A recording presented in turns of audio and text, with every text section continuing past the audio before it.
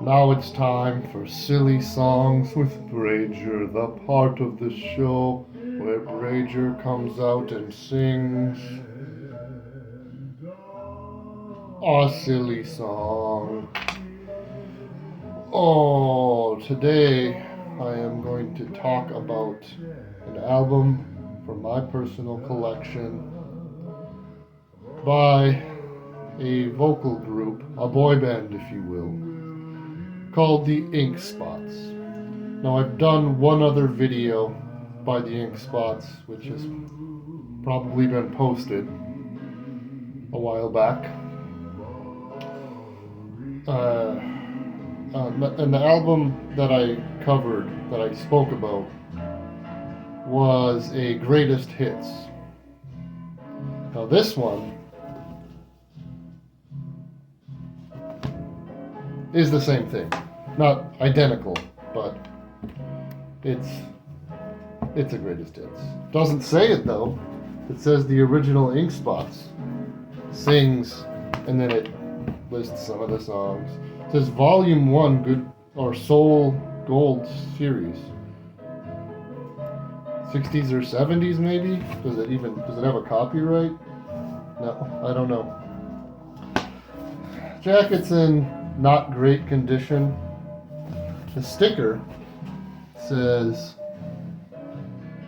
25 cents, which probably is what I paid for it. Don't recall where I got it. That's a fun thing to say. Could have been Electric Fetus. I had to pick it up. This is the first Ink Spots record I procured. I liked them ever since a friend of mine played Fallout, and you hear the same songs over and over if you're hanging out for a while. And I liked I Don't Want to Set the World on Fire. I think the song Maybe was also in that game series. I mean, you can comment and tell me. I'm almost sure of it. And Maybe is on this. That was, I suppose, a big hit of theirs. Sadly, neither of the records I own contain I Don't Want to Set the World on Fire. But this does have a mostly different track listing from the second Ink Spots record I got, which was a coincidence because that other one I just got for free. It was gifted. And was even worse shape. At least this one, I have a, what's it called, dust jacket? I don't know, I'm not a record nerd. Wow, look how yellowed that is. Oof. Well, I don't know if you can tell, it depends on the screen that you're watching on, but that is like a gross yellowish brownish. Souffle. Is that the name of the label? Interesting. And it has a credit for research by M. Montague. Okay. So, I don't know if there was ever a volume 2. Ink Spots are a band that I think got famous in the 40s. And many members have come and gone, but the leader was Bill Kenny for their famous years. Their most famous bass singer died in 44. Wow. Yeah, I mentioned it in the previous video because I read the back of the record. So, gotta stop saying so. It's Danny Boy, Sweet Georgia Brown. It's like a lot of standards they do. Stars Fell on Alabama. I have mixed feelings about some of these songs. Overall, it's good stuff though. And there's a piano solo. Sometimes there's these instrumental breaks. They're kind of laid back tunes. A couple fun things about the music. Every song starts with the same chord progression. Do do do do do do do do do do do do do do. Something like that. That's not perfect, but yeah, same chord progression at the start of every song. I wonder when their first album came out. I don't know. I didn't do research. I'm curious. Well, the album wasn't an art form until like the 60s or something. So I don't know if they ever really did an album in that way.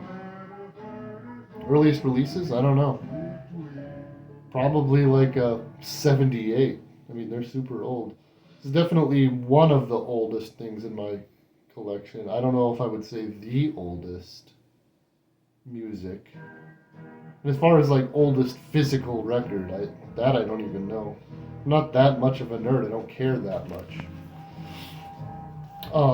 Another fun thing about their music is that it frequently has this breakdown, like 3/4 through the song or something, where it'll be instrumental and usually they'll be singing back up to while the bass singer has a little monologue, sort of a rhythmic thing, where he talks about, honey child, I know nobody else will do.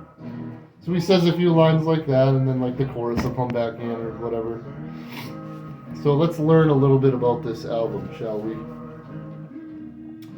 The soul lives its best hours when surrounded by melody and is drawn towards its home, paradise, dreaming of its hymning seraphs who adore with ecstasies that can find utterance only in song.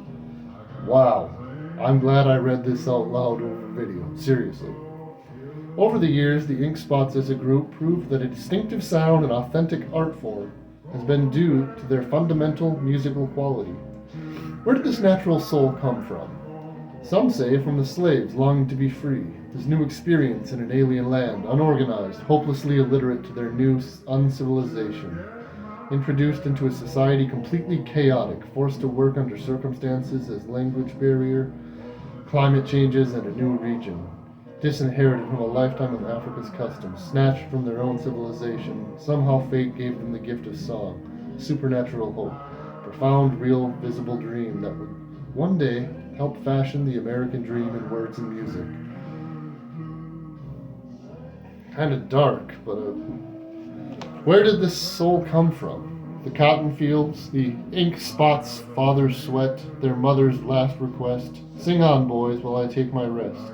And they sang year after year from coast to coast.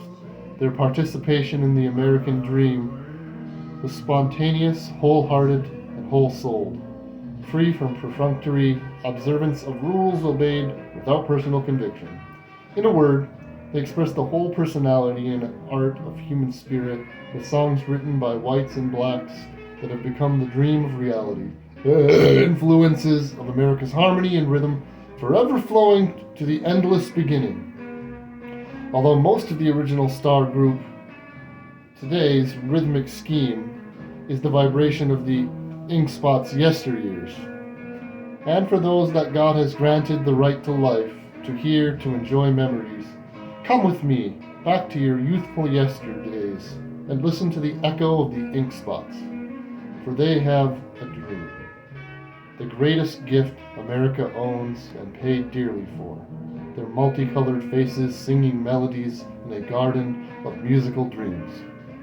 Magnificent Montague, disc jockey personality. Okay, disc jockey personality. That explains that ridiculous thing. It was like super run-on sentences too. Like, wow, what a thing. Wow, almost 9 minutes of talking about the ink spots again. And why?